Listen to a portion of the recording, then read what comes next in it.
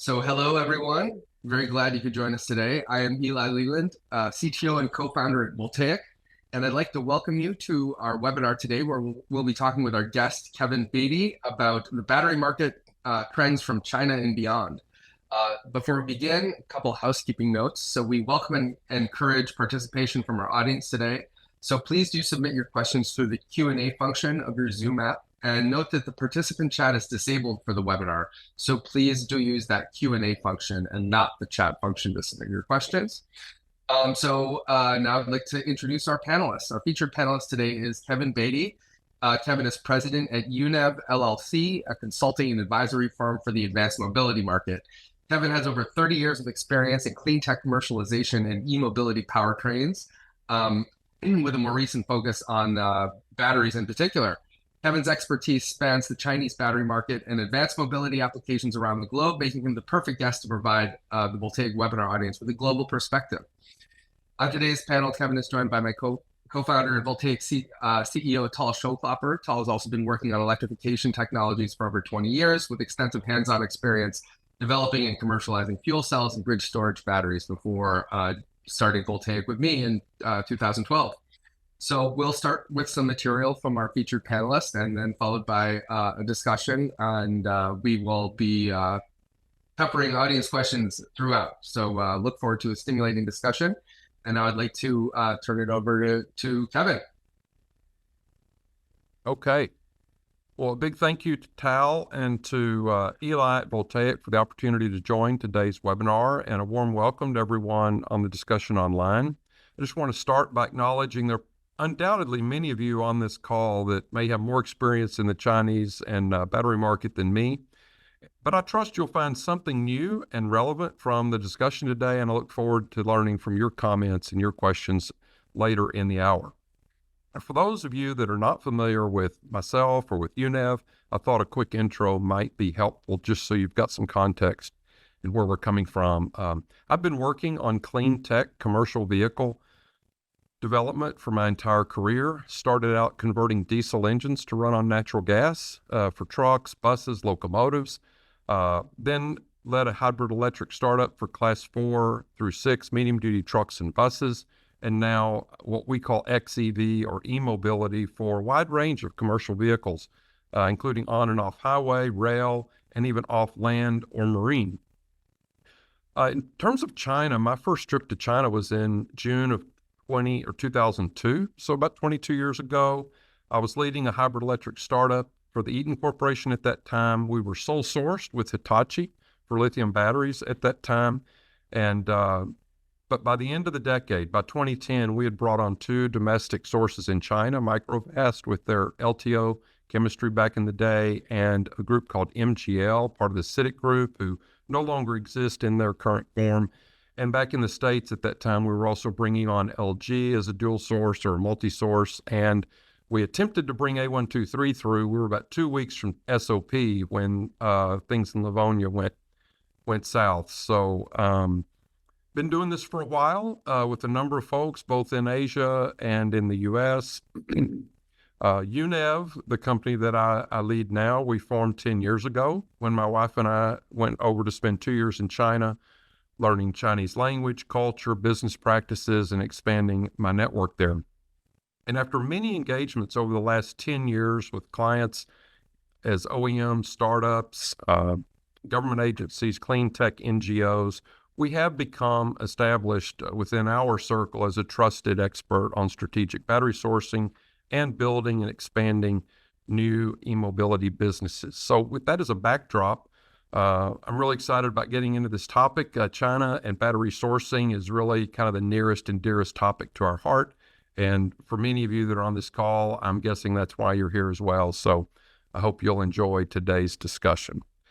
We are going to cover some topics that we feel like we can make a contribution to. I was in China for 3 weeks in January, touring a number of Tier 1, Tier 2, Tier 3 gigafactories, and meeting with a number of longtime players in the market over there. And so those learnings after being back after COVID and our ongoing work really are informing the discussion we'll have today. So I'm going to start on this China battery price war topic.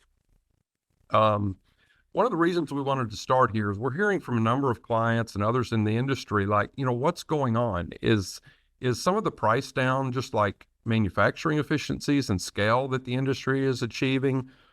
And I just want to start out by saying that the primary driver from our perspective is really not a fundamental change in efficiency or scale. It's more about the price war from overcapacity and some contribution by the ongoing price recovery on lithium carbonate. So there's this overcapacity situation that's not existed in the industry previously, and that's compounding the price swings and the ripples throughout the supply chain from our perspective. Many of you may have seen this chart on the left.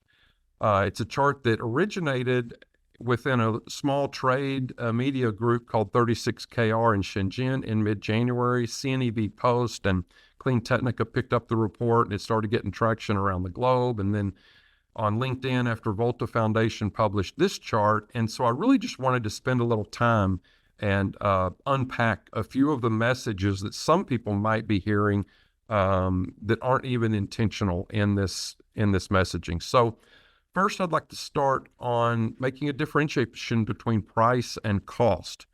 This BNEF chart, I call this the most famous chart in our industry, frankly. I think this has just become a huge asset for many of us to track year over year general pack prices worldwide.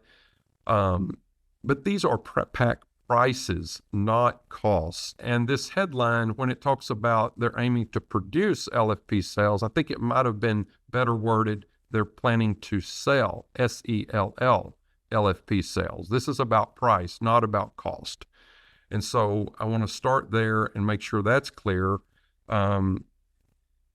because the condition we're in the market right now is really a price war. It's not a big cost reduction and everyone's getting a windfall from these huge cost reductions in sales, other than the contribution that lithium carbonate is playing. So that's a starting point on the discussion. Second, I'd like to just kind of point out, this is a little bit in the weeds. It's a bit of a minor point, but some of you might appreciate it. Here on, I don't know if you can see my cursor, but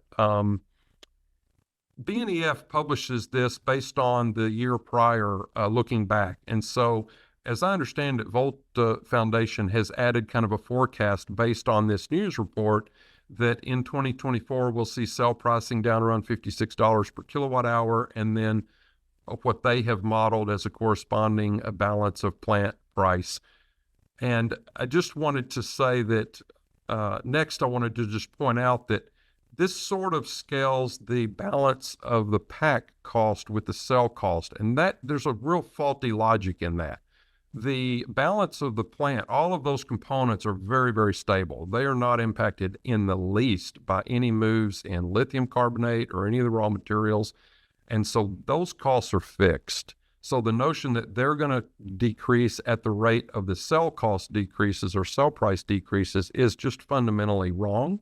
And it's really an important point to keep in mind. It's minor, but for those of you that might appreciate that, good to note. Next, I want to just point out that this BNEF report is a 1-year average.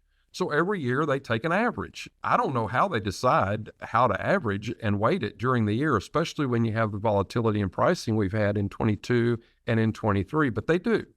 And so looking at the curve, it gives the impression that we're in this really steady, stable, incremental, almost asymptotic price trend with maybe a bump in the road in 22 and then back down in 23, when the reality on the ground over the last 18 to 24 months is anything but stable and anything but incremental.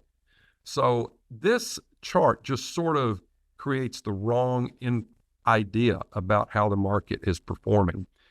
And although I did want to point out, I don't think this is about cost reduction at the cell production level primarily. Yes, there are ongoing efficiencies and scale year over year for sure, but it's really the volatility you see in the upper right in that lithium carbonate price that's driven a lot of this volatility. And then on top of that, the overcapacity that's introducing additional price swings in the market.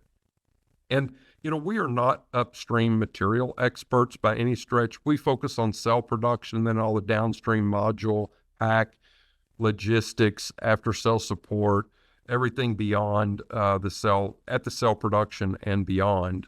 There are folks like Benchmark Mineral Intelligence who track upstream very closely. They have a global team with people on the ground full-time in China. And they've done a couple of webinars recently that I could endorse and recommend wholeheartedly if you're interested in understanding the upstream market better. But one last comment I want to make based on some of our contacts in China, they're telling me that they don't really expect lithium carbonate to return back to the low levels of 2020, 2021, partly because the industry's under a lot more pressure today than they were 4 years ago around environmental and labor practices. And so there's just more cost that's going to be embedded into the extraction and the processing of these materials, in their opinion. Again, we're not experts in that area, but I think it's just worth sharing that if that's useful to any of you. So that's this first slide. The next slide, I hope those of you on this call, some of you will find this interesting. We're going to do a little bit of a deep dive on some of the content in this article from 36KR, because again, I think it's just ripe for misinterpretation, especially because the article came out in January of 2024, and the sense was, hey, prices are going to come down 50%. And so if you look at where pricing was in January 2024 at about $69 per kilowatt hour, according to the CNEV article, or let's call it $70, $72, which Benchmark Mineral has been reporting in their price index for LFP prismatics out of China for January and February, really right in that same range. If we're talking about the possibility of a price reduction from $70 to $35 per kilowatt hour, we don't see that happening. So we would really say, no, that's really not the right expectation folks should have around 50% price reduction from an article published in January. But if you go back to January 2023, and the article did say 23 to 24, it's just like, which price in 23 are we talking about? Are we talking December 23 or January 23? Two completely different numbers. But if we talk January at 111 and we see a price down to around $55, $56, well, that's absolutely the case. We're there today. So that 50% is very real, but it really depends on your reference point. So wanted to make that point for what it's worth. Also, just as a reminder, these prices are the prices global pass car OEMs ordering dozens and hundreds of gigawatt hours per year are seeing from the leading cell suppliers, the top echelon of the tier ones. This is not necessarily what's happening in the rest of the market and to smaller and mid-sized enterprises. So that's another piece to keep in mind as you're thinking about the implications of these data points and these reports for your business. These numbers out in March, April, May were really forecasted, estimated numbers from some interviews they did during the interview. I would generally say this is probably not unrealistic for what could happen. We really do think the market is going to essentially bottom out and begin to stabilize later next month in April. Exactly where and at what price and from which suppliers, which sales, for what customers, that's a completely different topic. This kind of behavior is starting to trigger some conquest pricing from a number of tier 2 and tier 3 cell suppliers. So for many of you on this call, you may have been getting calls in the last 3 months that you've never gotten in the last 3 years from cell suppliers you haven't heard from in China. And you may be wondering what's going on. Well, they're really hungry for growth, and China is not delivering. The Chinese domestic market's not delivering the growth that they need. And they're looking to the U.S. for an opportunity to grow. There are also some of them really being aggressive on their pricing, wanting to secure a new customer with the full knowledge that they'll probably need to make some adjustments in pricing once programs get underway and product begins to flow. So for your own forecast, you need to be really savvy and you need to be very thorough about vetting and qualifying these suppliers because if you haven't gotten the phone calls yet, you probably will. And I think it's a great opportunity. It's a great window for many of you to take some very productive, constructive action. But, buyer beware. I wouldn't, make a race to the bottom. You might not like what you find at the bottom of this market move in terms of pricing.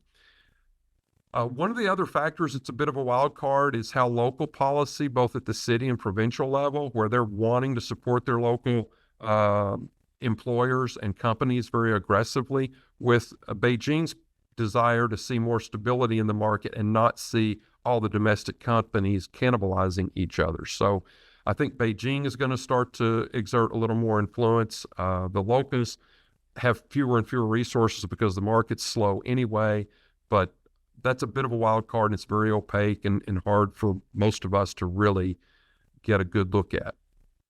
Just a reminder that these cell and pack prices are really a function of pack size, cell spec, supplier, volume, etc. So just avoid the tendency to believe that if you're not getting this price at this point in time, you're paying too much. That is definitely not the case. You really need to have a much more holistic understanding and context about your current pricing. You may be crushing it and you may be comparing to an artificial standard and feel like you're leaving money on the table. And if you feel that way, it could trigger some behaviors that are not helpful to your business. There was a note in here about Leap Motors sourcing cells monthly. Not all of you are familiar with Leap Motors. They're one of the newcomers and kind of bright and shining stars in the EV pass car world in China. Pretty good brand reputation in China. I personally do not think, and I don't know anyone in my circle who believes that they're actually auctioning off cells on a monthly basis. They're a well-engineered product. They have a brand reputation to protect. They even have cell-to-chassis, very bespoke designs that just don't lend themselves to drop in cell replacements month to month. But what I think is important, their sentiment, I'm sure, is very genuine and very legitimate in that they are being very agile and very proactive and staying right on top of who's hungry, who's got excess capacity, and looking for opportunities to dial that in to their sourcing strategy. So I think there's a great best behavior role model there, but I wouldn't interpret exactly the way it comes across in that article. And then finally, a lot of our contacts, they don't even call this a price war. They call this a return to normal. After the run-up in pricing in 22 and then the drop back down in 23 because of lithium carbonate, they feel like it's a return to normal. And I would agree if it were not for the overcapacity. I think the overcapacity condition really is putting this into a price war kind of a terminology. So with that, I think I'm going to just stop sharing and see if Al and Eli, you have any comments to add on this price war topic or any discussion before we move on to dual source, multi-source?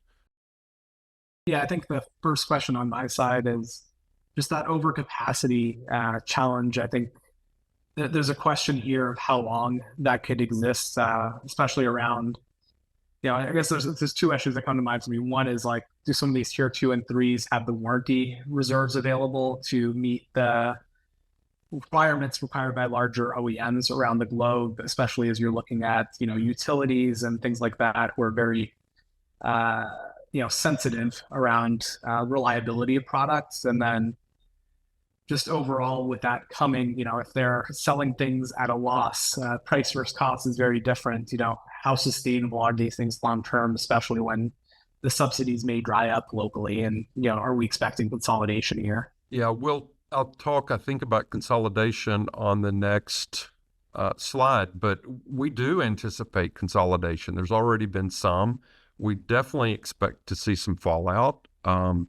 We track, I'll show in the next slide, the top 40 cell suppliers worldwide, but there are dozens more that are in the tier 3 category that are providing important product for manufacturers here in the U.S. and around the world. But they're in a world of hurt right now between the overcapacity, the ongoing development of next gen technologies. And so at some point, the cells that they've been producing on lines that they capitalized years and years ago are just no longer as attractive or competitive or relevant.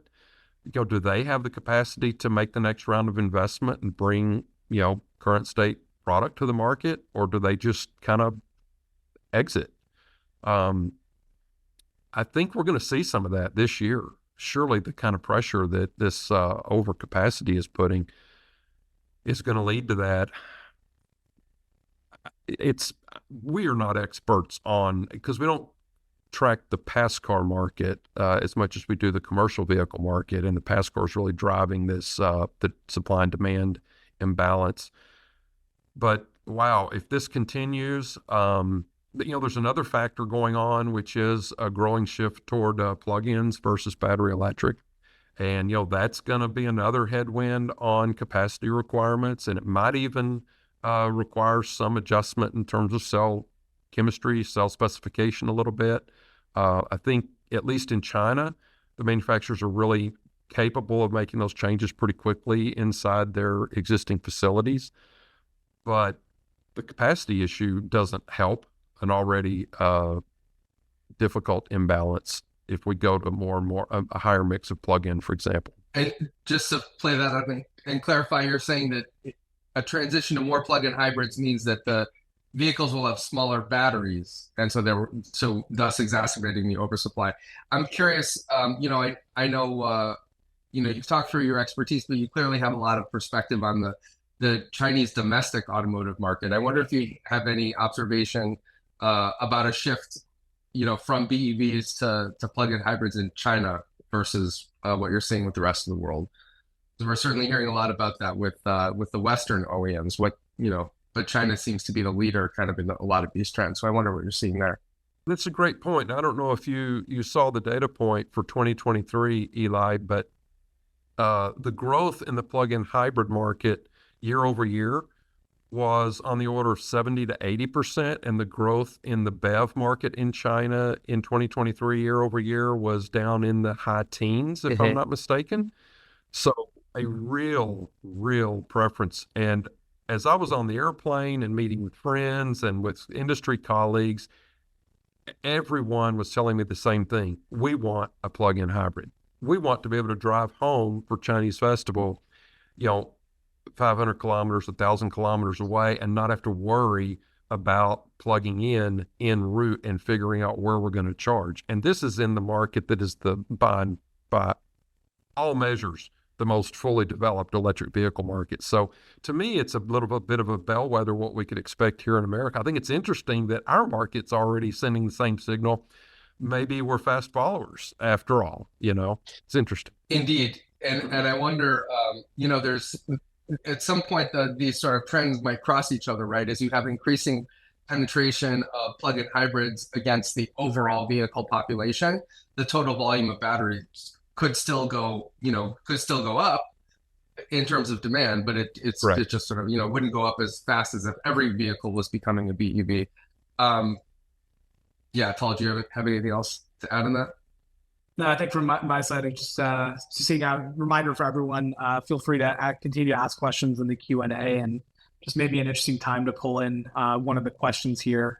And I think, especially with a lot of the incentives and government grants coming out in the US around production, there's a question here about recent discoveries of rare earth materials and lithium in the United States. Do we see that having an impact on the market? I have some of my opinion as well, just talking to colleagues in the space, but Kevin, it'll be interesting to get your perspective on the topic as well. Especially with lithium in North America, between Canada and the U.S., I mean, we've got more than we need. We know it's in the ground. We know where it is. We know how much is there. I think geological surveys. I mean, I'm not saying we won't discover more. It's like shale oil. We kept finding more oil after a century of searching. But we've got a ton of lithium. Cobalt maybe is a different story. Maybe that's a plug for LFP. I'm not trying to do that. But on the situation with lithium, the resources are there. We don't have the infrastructure to extract, and we certainly don't have the infrastructure to process. And, those things take time. and coordination. And so I think that the investments the current administration have been making are fantastic, but I think some of the expectations attached to those in terms of how quickly we can stand up an entire supply chain are a bit ambitious. If what we see in China is a 10, 15, almost 20-year journey they've been on, and with significant central government support and coordination and investment. So can we pull that off in a fraction of the time with some pretty reasonable resources? Time will tell.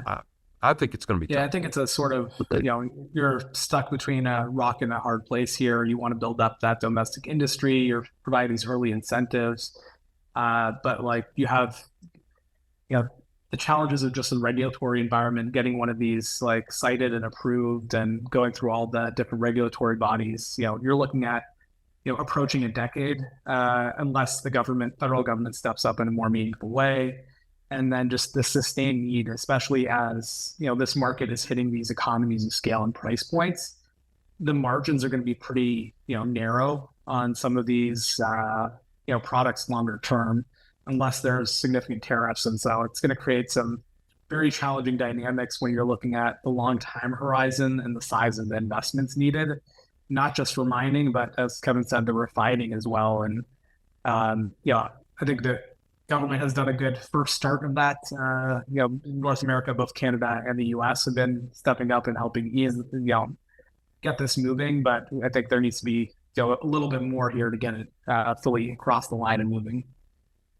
I share those concerns. I do want to share one bragging right that I heard while I was in China that was really a lot of fun to me. We have one partner who announced a JV, a very, very significant JV for a battery production plant 2 years ago, the summer of 2022. And I was planning to go tour one of the reasons I was going over was to see the facility. And as I kept trying to maneuver a bunch of moving parts on an itinerary thing, it ultimately ended up we never got to that facility. And as we got into more and more discussions during the visit, periodically I discovered that plant is not up and running yet. Now, that was announced in the summer of 22. And for many on this call, the speed of China, it's 6 months, 9 months to stand up a factory anywhere, anytime in China. That's just what it takes. And so I was really confused. And I learned later, and they told me, they said, oh yeah, the U.S. plants are going up faster in the U.S. than they are in China right now. You make an announcement in the U.S., you've got your plant up and running, because we've been kind of throttling back because of the soft demand and trying to wait and see how things sorted out. So I do think there are examples in the U.S., Tal, that indicate and demonstrate that we can move quickly if we can get out of our own way. Yep, that's really key. But that needs to happen. It needs to happen at scale across the board in a lot of different states and even north of the border and south of the border. Yep. So, indeed. Yep. Yes, and I know we're all of us are very much invested in seeing that happen and doing whatever we can to help see that those efforts succeed. I think that's a good. This is a good time to transition to our next topic, which today is going to be about OEM sourcing of battery cells from China and elsewhere, and different strategies we've seen in the market for different OEMs. Just so to tee up the topic a little bit, we've seen a very wide variety of different strategies for cell sourcing for large OEM vehicle platforms, anywhere from being all in on a single cell design, a single supplier, clean sheet EV designs, etc., all the way to which we've seen a lot of some of the bigger OEMs pursue as a strategy. And then the other end of the spectrum, there's Tesla, who really pioneered this market, and with the Model 3 and Model Y, which has become one of the top selling vehicle platforms of any kind in the world, they've been multi-sourcing cell design, cell chemistry, cell vendors, making different versions of their battery pack in different plants around the world, and have managed to avoid a lot of the supply disruptions that have plagued some of the other larger OEMs. So with that, Kevin, I know you have some thoughts and some material on OEM cell sourcing, and we'd love for you to share that to start the next stage of the discussion. All right, let's jump in.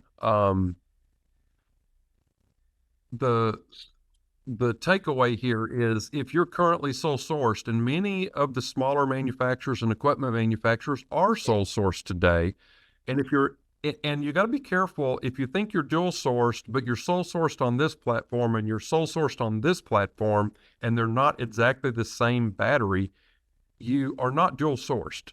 You are single sourced on two different products. And so you really need to be dual sourced at the product level. Otherwise, if you have a disruption, you are at risk of serious loss and shortage of supply. And I've had it happen to me firsthand. I've been on allocations and on stockouts. It's extremely painful. And we've seen colleagues and clients go through the same thing. Sometimes, taking revenue down to zero for 12, 18 months while they bring something else online, just not, it's a life-changing event basically for most businesses. So the story we want to send is that we think the time is very much now to begin moving out on dual source, if not multi-source strategies for your business. There are really a couple of reasons right now. The good news is that with the market growth slowing in China, many of these suppliers are now very hungry to get new growth platforms, and they're looking to North America. And so, as I said before, if you haven't been getting calls, you're likely to get calls. And if you've called and not had the calls returned in the past, that'd probably be a different experience if you make the calls again today.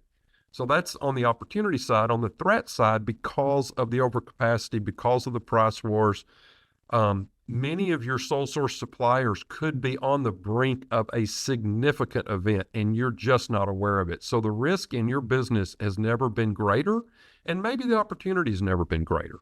So it's time to get moving on this. How you approach your dual sourcing is going to depend on your organization's capabilities, your strategic objectives, what options are realistically available to you.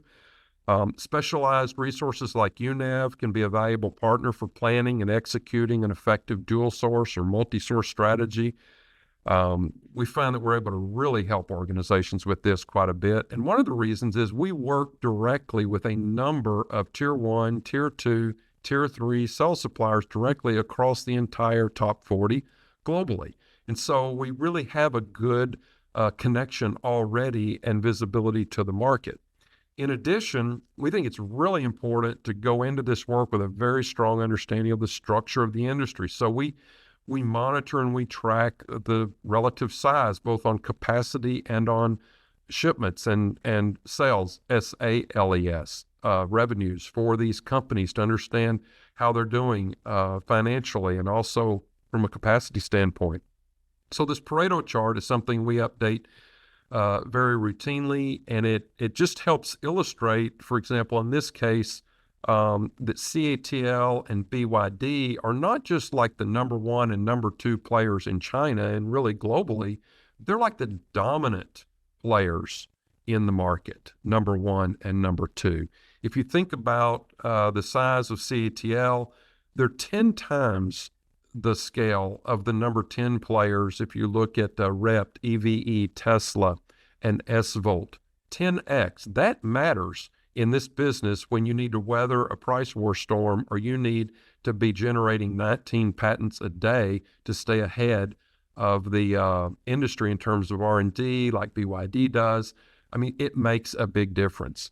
And so BYD, unlike LG, also has a global EV vehicle business that they are running, which is very tightly integrated with their battery business. And so they're able to move some investments, some revenues, whatever they need to do financially for the health of the greater business, they're able to do. So we see CATL and BYD having very deep balance sheets, broad sources of revenue, and the ability to get through this price war much more successfully, much more easily than pretty much everyone else on this chart. We think they'll come out with a greater market share, a greater strength coming out. And as we talked about earlier, Paul, with your question, I think we're going to see some exits. We'll see folks just disappearing. We'll see folks merging, consolidating. One of the things I started to see evidence of when I was over in January is that some of these smaller players And even the tier twos are getting very smart and very specific about what cells they want to produce, where they can really differentiate and have a technological advantage or a form factor advantage or a price advantage in a specific segment, whether it's medical, consumer, mobility, you name it. So I think you'll see more specialization within some of these companies as well.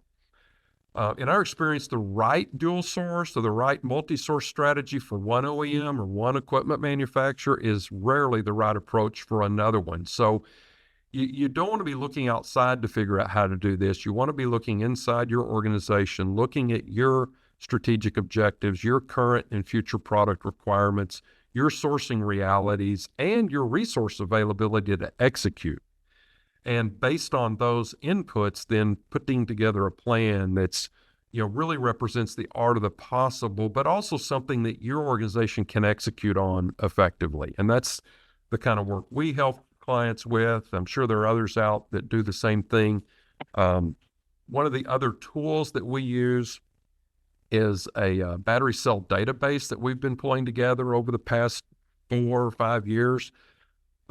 Basically, we've got a little over 800, maybe pushing 900 EV power cells in our database that allow us to really search by chemistry or form factor or capacity or company or country of origin, a number of key parameters, and help clients identify. Often we've had clients tell us, well, this is the only cell like this in the market. Well, that might be true. And if it is, that's really not the cell you want to be sourcing from, first of all. And second of all, maybe we can help you find another cell or two from other suppliers that are legit and reliable and in it for the long haul. And so you can start implementing a dual or multi-source strategy. But you need visibility to the data. And then one of the other things we're working to do is flag all the cells in here that independent third-party qualified test data already exists for. I think Voltaiq keeps a really nice library of this. And so that's an area of collaboration between YUNEV and Voltaiq. There are others that do similar work or have complementary data. And we want to just make sure we're aware every time we do a search, there's no need for you to go out and have that cell tested because you can get the data immediately for far less money than it would cost to go have it done and slow down your decision-making process so you're fully informed, you've got the information you need. So this is the kind of information we do. And if you just look at the cylindrical Pareto here, you can just see in our database, of course, there are more 18650 cylindricals than anything else. And then second is 21700, kind of just what you would expect. But looking at it this way and thinking about it a little more intentionally can really help kind of get engineering teams back between the shoulders of the road if they're pursuing an optimal design solution that's going to create a sourcing problem and more risk in the supply chain later.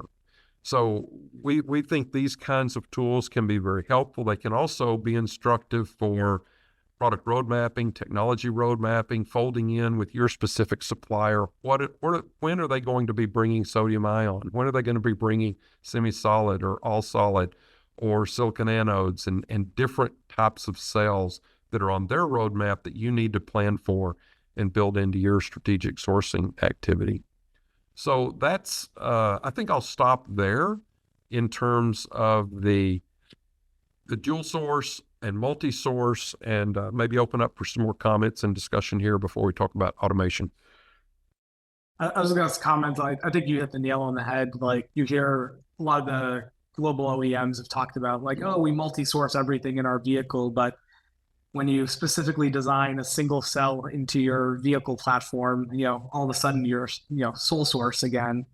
And as we saw, in Europe, just around the year 2020, where there was a whole range of vehicles that were supposed to launch, all tied to one factory in Poland. And as they had delays there, all those vehicle launches got delayed by, multiple years in many cases.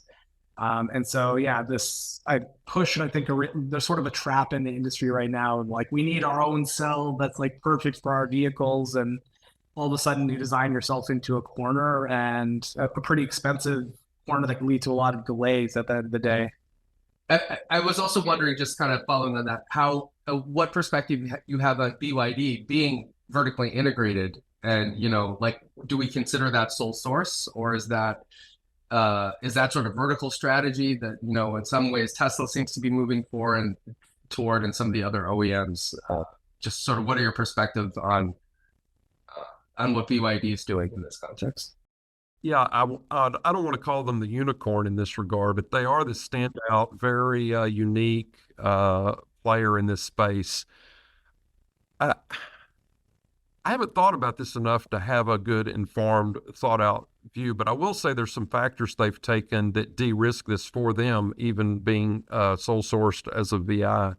One is they have multiple plants, multiple gigafactories for specific data cells in different cities and different provinces. So they're de-risking themselves geopolitically and geologically, if it's an earthquake or a flood, et cetera. And in other countries, more and more, they're expanding globally. So they're having these plants available in other countries. So I think they're getting some diversification there. They have cylindrical, they have prismatic, they've got their blades. So they have a mix. Now, they are very LFP centric, so you could argue that, they're missing a key weapon in that, but that's very much about their brand. They have built a brand image in China around being safe with LFP chemistry, and that's, by many accounts, that's really paid them dividends, and they get the pack energy density up pretty high through their cell to pack and cell to body configurations, so they make up for the cell shortcomings at the pack level, at the vehicle level, at least to some extent. They close that gap with some of the higher energy dense chemistries. I think in the U.S., when we talk to a lot of, we work in the commercial space, we call it the long tail, the low volume OEMs, the low volume equipment manufacturers. And many of them they're sole sourced, and they literally have not had a problem yet. And so their response to me is typically, we're great. We've got a great supplier. Everything's great. I said that so many times in 05, 06, 07, and 08 when I was running that business at Eaton. We were sole sourced with Hitachi, and it was awesome until it wasn't.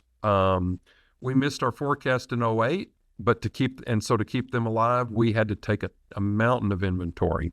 That was almost a career-ending move or outcome on my part at Eaton in those days. You lived and died by DOH on inventory, days on hand. Somehow, miraculously, I survived, and in 09, we got a huge order of Beijing, and the market started taking off in the U.S. For us, and so we greatly exceeded our forecast. We blew through a mountain of inventory. We blew through everything they could build, and by August, we were in stock out, and we were going in with our hands over our head, with the OEMs, trying to explain why we couldn't deliver product, and it was far worse than inventory. And that's when I didn't answer, we got a great situation anymore. That's when we brought on Microvat, MGL, LG, A123. I mean, we got very religious about this in a hurry.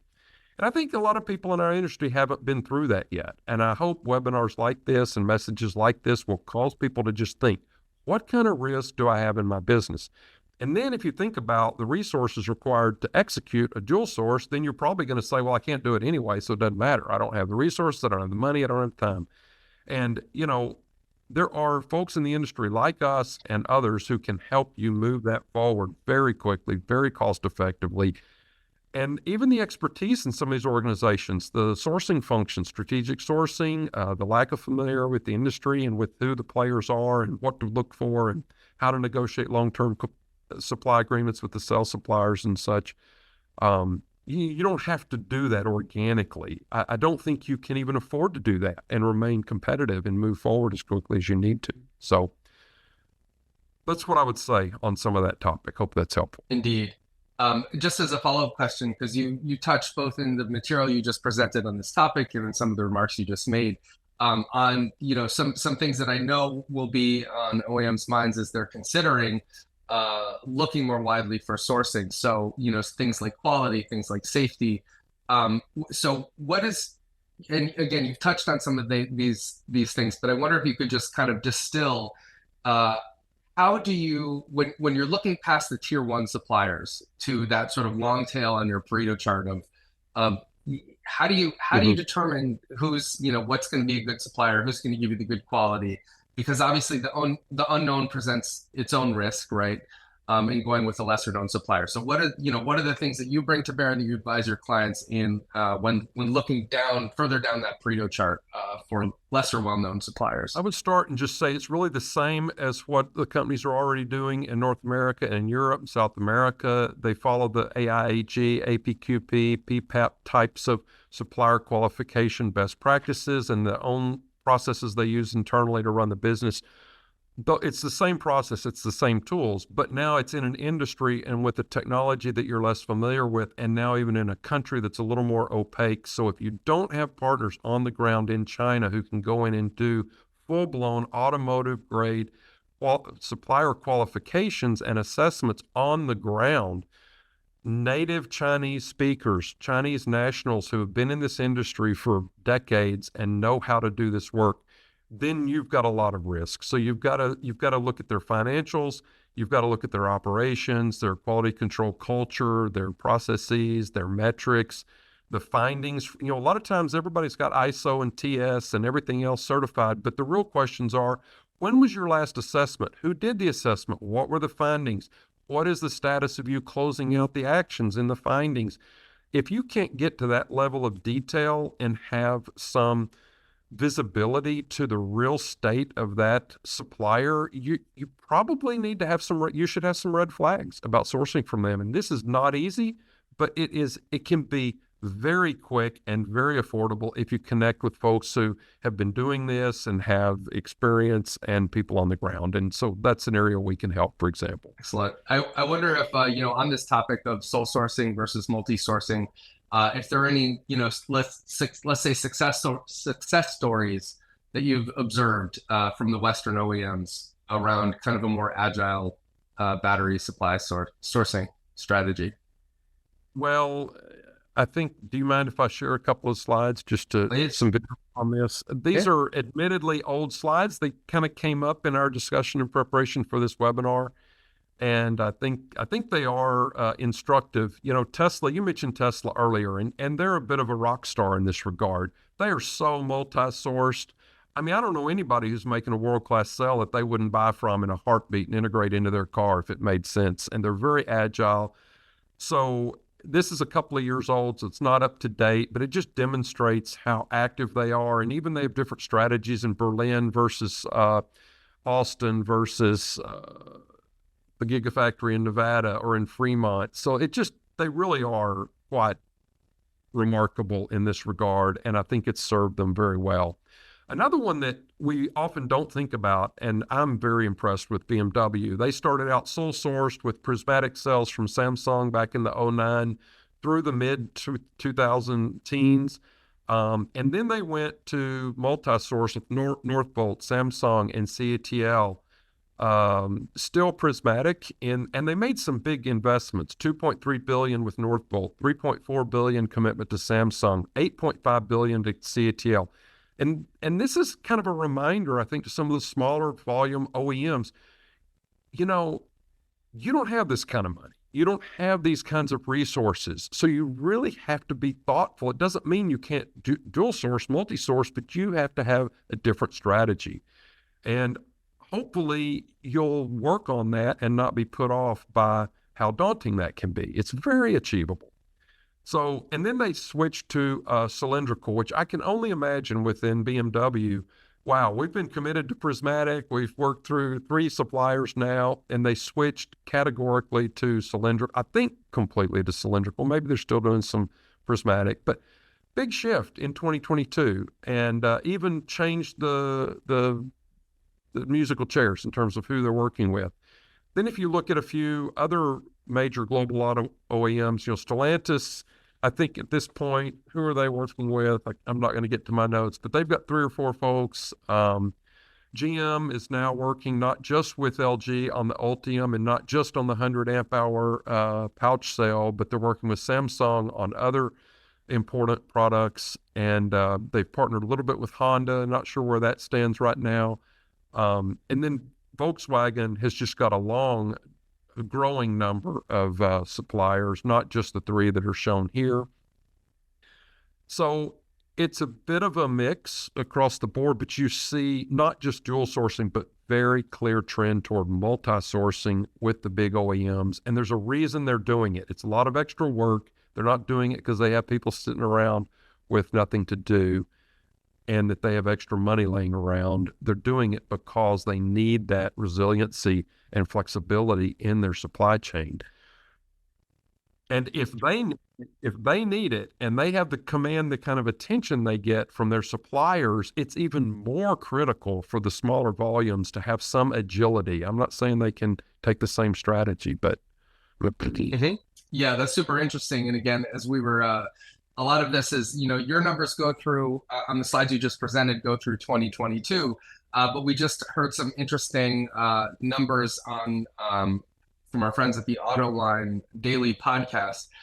Just the other day, it was reported that BMW in 2023 sold 376,000 battery electric vehicles and over 190,000 plug-in hybrids in 2023. So perhaps with Tesla's the pioneer, BMW's the fast follower, they were able to sell well over 500,000 electrified vehicles, either fully or substantially last year. And contrast that with what some of the other OEMs have seen, that were making those like single cell design, sole source strategies, and literally sold orders of magnitude less electrified powertrain vehicles last year. But it does seem, again, from what you were presenting, that that the trends were sort of going that way, and that those large aircraft carriers of the legacy OEMs are turning in that direction of multi-source, which I think is going to be good news for everybody and the resilience of the industry.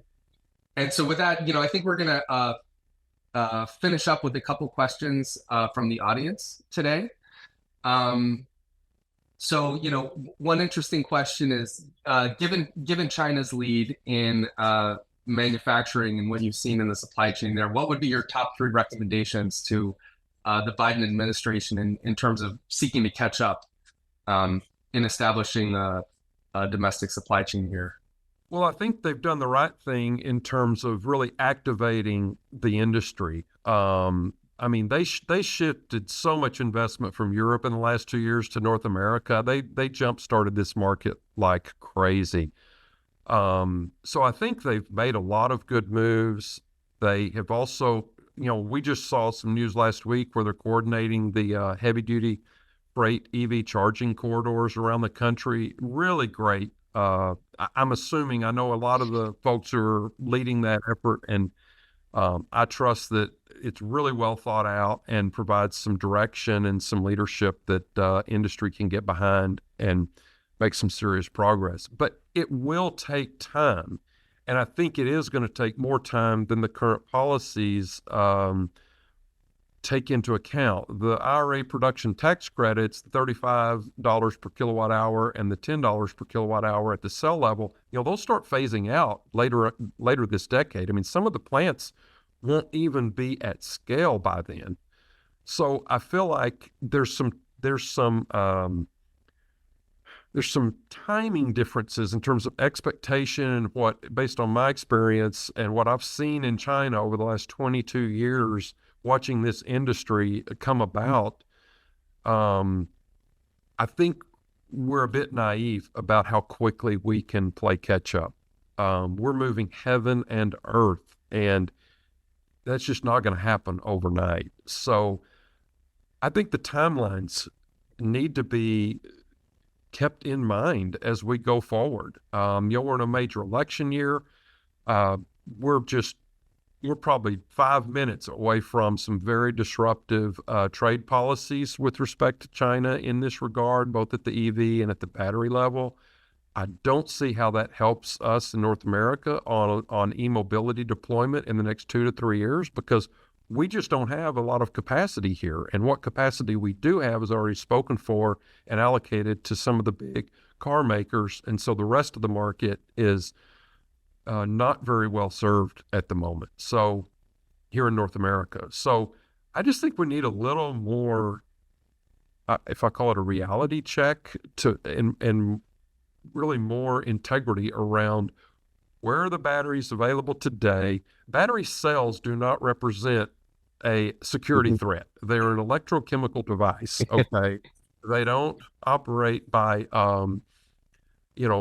some kind of telepathy or anything else. And so I think we should really be looking at how we serve our best interests by taking advantage of capacity that exists in other parts of the world that is world-class, safe, cost-effective, readily available.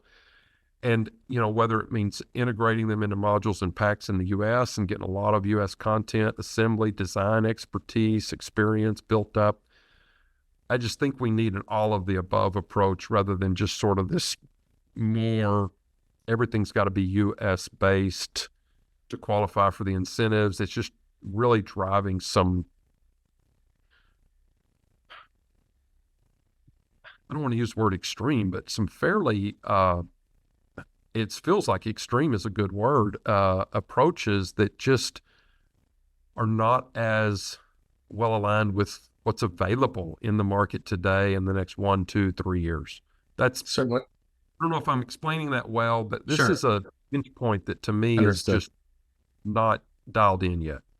Certainly imposing some additional challenges to the market. Yeah, I think it's looking at through some of the Q&A, and it'll be a little tight on time here, but I think a couple questions that came up a few times are interesting here. Some around just really our infrastructure and ability to deliver on, EVs and power, the power infrastructure for these new factories as well. And then there's questions around like the markets that these batteries are being sold into. And it's just interesting. You look at renewables as a whole are actually more cost effective now for delivering electricity, especially when they're paired with batteries. The charging infrastructure is also paired with batteries. And so, I think the single track focus on EVs in particular, I think that is, helping pull the market. But I think a lot of these batteries are going to go into other applications, and I think that's where the focus on some of these more standard form factors is really going to be a bigger driver, so that you can have the ability to multi-source, especially for an application that may not have as stringent requirements as an EV with all of its power demand and fluctuating loads.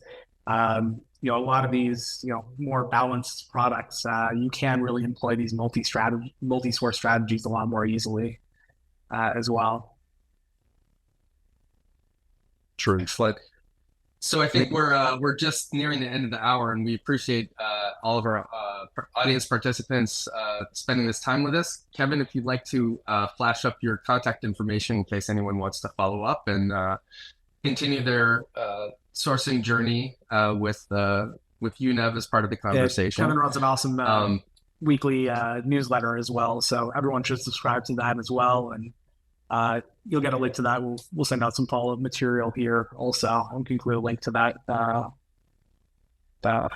as well. I will say, I do think we have a couple of superstars, Clarissa in the Philippines and Shruti here in Austin, who do the heavy lifting on that newsletter. And I just love every Monday morning I get the news feed. I get caught up. We do a selection of what's in and what's out for that week's report that comes out on Friday. It really we started doing this years ago to get me informed and keep me informed. I couldn't keep up with everything. And then we had clients start going, how do you know that? What, can we get a copy of that? So we've been sharing it over the last year or so, maybe 2 years, I guess. And love sharing it with the industry. It's available for free now. We're probably moving to a paid model soon. We'll keep a free version, but it'll be slightly decontented.